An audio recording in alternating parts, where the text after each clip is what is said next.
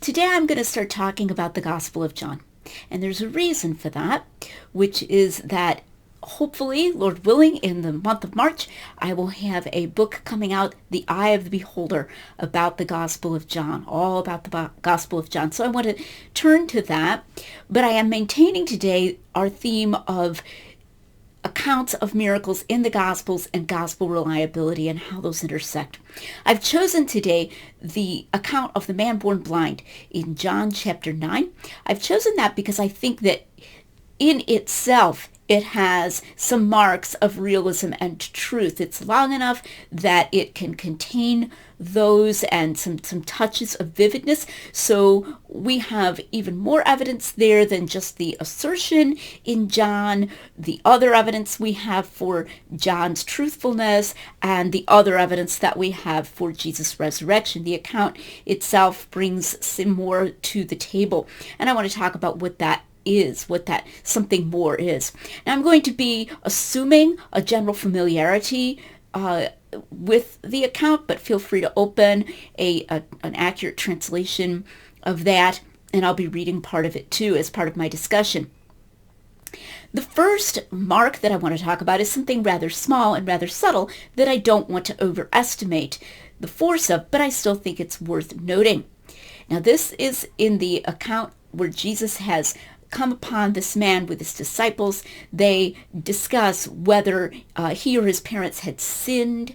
Jesus puts clay on his eyes, which he's mixed with saliva, and he sends him to wash in the pool of Siloam. We have, of course, independent knowledge of the pool of Siloam there, that pool that fed Jerusalem with water. But that's not where I'm going with this.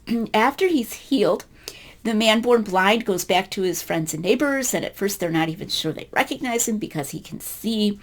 And he says, yes, I am the man you're thinking of, and he tells briefly his story. This is the first time in the chapter that he tells his story. The way he tells it, he says, the man who is called Jesus put clay in my eyes and so forth, and I came seeing. The man who is called Jesus. This way of referring to Jesus is a little bit different than the way that characters in the Gospels typically refer to Jesus, and at first you might think that it's a mark of inauthenticity. Generally in the Gospels, something that Peter J. Williams has noted, and I talk about this in The Eye of the Beholder, the characters will have some other phrase. They'll say not just Jesus, but Jesus of Nazareth, Jesus the Nazarene, Jesus who is called the Christ, Jesus the son of the carpenter, some kind of phrase. That's because Yeshua, Jesus' name, was common at the time. And just as we wouldn't just say Bob and expect everybody to know who Bob is, we would have a last name. They would have some other term, particularly there in that place. These things were also very regional, and we can confirm the commonness of Jesus' name from other sources. So this is unusual because he doesn't say Jesus of Nazareth. He says the man who is called Jesus.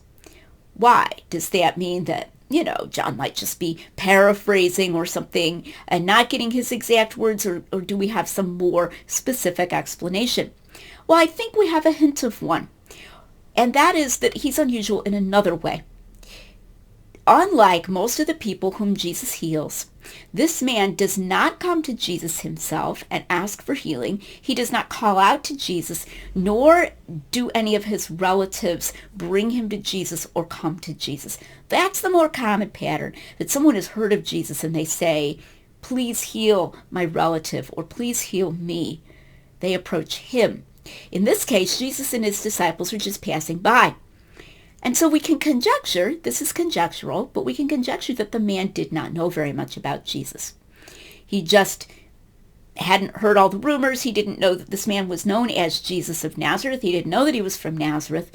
So when he goes to tell the story, all he has to say is, this guy named Jesus, the man who's called Jesus, did this to me. And that would fit with the way that the miracle is initiated. I don't insist upon it, but it's a little subtle, casual mark of consistency within the narrative that I really don't think would be put there on purpose. In fact, it could easily go unnoticed. The next thing I want to talk about is an undesigned coincidence, at least between the Gospel of John and the Synoptics, but I think we can go a little farther and even zero in on this miracle. In Jericho, in the Synoptic Gospels, Matthew, Mark, and Luke, we find these men who are blind. Mark only mentions one, Matthew mentions two. And Jesus is going through Jericho. That would be after this point in Jesus' life in John 9. It would be later. It's on his last entry. He's going to Jerusalem to die. And when he comes through Jericho, there's a big crowd. Part of that crowd could have followed him from Galilee. We don't know how much of that crowd was local. And there's a lot of noise, and the blind men say, what's going on? And they say, Jesus of Nazareth is passing by. And immediately they start crying out to him, Son of David, have mercy. And he has them brought. What do you want me to do? And they ask to receive their sight. Why did the men who were blind in Jericho think that Jesus could heal the blind? This is a bigger problem than you might think, because when you look at the Synoptic Gospels, you find no previous records of miracles that far south, geographically, prior to that healing of the blind. It's very striking, because John records several miracles in the Jerusalem area. Earlier than this, Jesus, in John 5, he heals a lame man.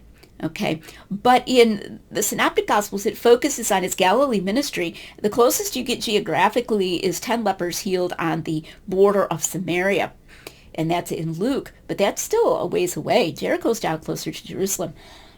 So why are they all excited immediately?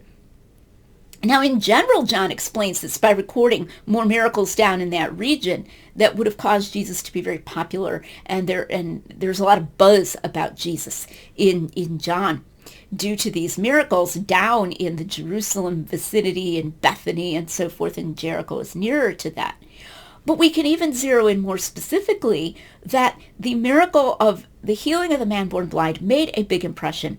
We see this in John's Gospel in the story a couple of chapters later of the raising of Lazarus. Some of the friends of Mary and Martha say, could not this man who opened the eyes of one born blind have healed this man, Lazarus, and prevented him from dying? They're trying to figure this out. They don't refer to the raising of Jairus' daughter, for example, which might seem more spectacular, or to the raising of the widow's son of Nain, or even to the feeding of the 5,000, all of which took place farther north, which you might have thought the gospel author, if he's just making it up, he would bring up that miracle. But instead, they refer to something that's more local. That's a point noted by the New Testament scholar Leon Morris, that it's a mark of realism in the story of Lazarus, that they refer to a relatively more local but very impressive miracle. It's very impressive because if he was really born blind, it's very hard to attribute this to natural causes. So it caused a lot of interest. So you can imagine that the blind men in Jericho had heard of Jesus as one who had opened the eyes of one born blind. That's a conjecture again, but I think it makes sense. And in general, John's picture of Jesus as being well known as a miracle worker for very striking miracles in the Jerusalem area helps to explain what happens in Jericho in the Synoptics. But the biggest evidence, to my mind, of the authenticity of this story is the personality of the man born blind. After he tells about his healing, his helpful neighbors bring him to the Pharisees. It doesn't even say why, but they want him to tell his story. It may have something to do with the fact that Jesus healed on the Sabbath. And in fact, the Pharisees are very unhappy about that. So they ask him what happened, how did he open your eyes? And for the second time, he tells that he put clay on his eyes and sent him to wash, and he came seeing. Well, they're really not pleased with this, so they argue among themselves. Some say he's not from God because he does not keep the Sabbath. Others say, how can a man who is a sinner perform such signs? So they turn to him, and they ask, what do you say about him? And he says, he is a prophet. This seems very reasonable as a conclusion. Then it says they did not believe that he had been blind and had received his sight until they called the parents. So they're doing a little investigation. Maybe this guy's just faking it. And they bring the parents and they ask, is this your son? Was he born blind? How does he now see? And the parents say, well, yeah, he's our son. Yes, he was born blind, but we don't know how he is now seeing. He is of age. Ask him. And it explains that they're afraid of them, and they're afraid of being cast out of the synagogue. I'll be talking about that at the end. But for now, I'll just say that's reasonable. People do lose their nerve under bullying. So, a second time, they called the man who had been blind and said to him, give glory to God. We know that this man is a sinner. They're trying to bully him out of saying that he's a prophet even. They're just saying, just thank God. Don't give any credit to this man. We know he's a sinner. Why? Well, presumably because he healed on the Sabbath.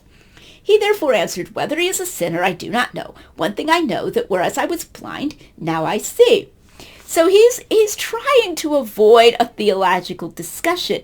And we've all been there when we say, I don't want to get into that, but this I can attest to. And I would say we begin to see this man emerge as a man of peasant shrewdness, you might say, and a man who's very dedicated to empirical facts. He's trying to avoid any kind of metaphysical debate, but he's just saying, this is what happened, and don't ask me about whether he's a sinner or not, but he opened my eyes. Could we stick to the main point? They don't really want to do that. So they still don't like his answers. They've said therefore to him, what did he do to you? How did he open your eyes? Now the reader is immediately going to say he already told them that, and that's exactly what he says. He answered them, I told you already, and you do not listen. Why do you want to hear it again? You do not want to become his disciples too, do you?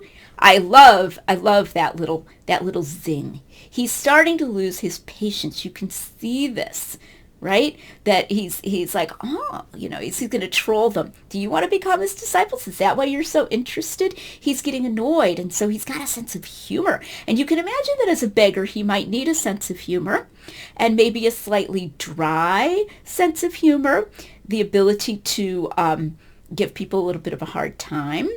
Okay, and that's what he's showing here. You do not want to become his disciples too, do you? And they reviled him and said, you are his disciple. Like, that's a big accusation. But we are disciples of Moses. We know that God has spoken to Moses, but as for this man, we do not know where he is from. So they're doing a little credentialism. All right, we're followers of Moses. You should listen to us. We don't know who this guy is a follower of. We don't know whom he speaks for or what his credentials are. We don't know where he even comes from. So stop saying good things about this guy.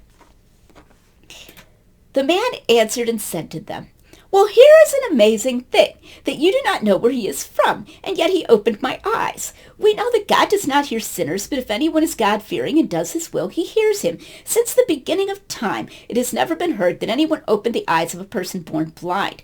If this man were not from God, he could do nothing. So he says, fine, you want to discuss theology? I'll discuss theology. You may think this man is a sinner, but I know at least this much, that God would not give him power to do this if God considered him to be evil. So if he's healed my eyes, nobody's ever heard of this thing before, that someone who was born blind can see. But he did that, and I think that means he's from God. You want to really know what I think? This is what I really think. It is so believable, so credible, and also that he's just not afraid of them. He's been through so much in his life already. They answered and said to him, you were born entirely in sins, and are you teaching us? And they put him out.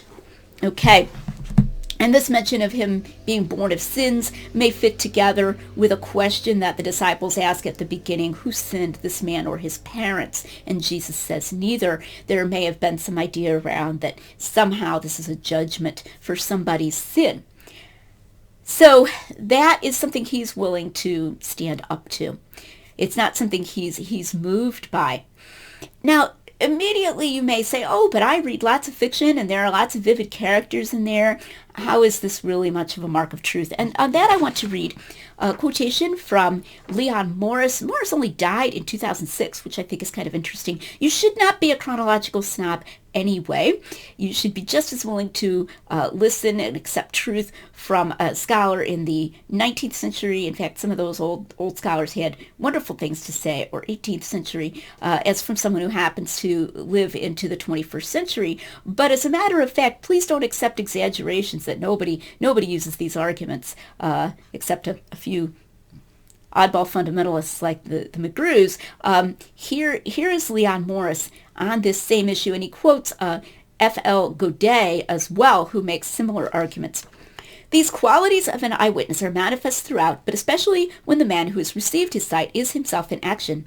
The vivid narrative gives a clear impression of the character of the man, and we see the scenes before our eyes. It must be borne in mind in considering many passages in this gospel that psychological studies belong to the modern, not the ancient world. In other words, a portrait such as John paints for us in this 9th chapter may perhaps be conceivable in a modern writer of fiction, but we have no reason for thinking that an ancient writer would go to the trouble of manufacturing this, or for that matter, that he could have done it if he had wanted to.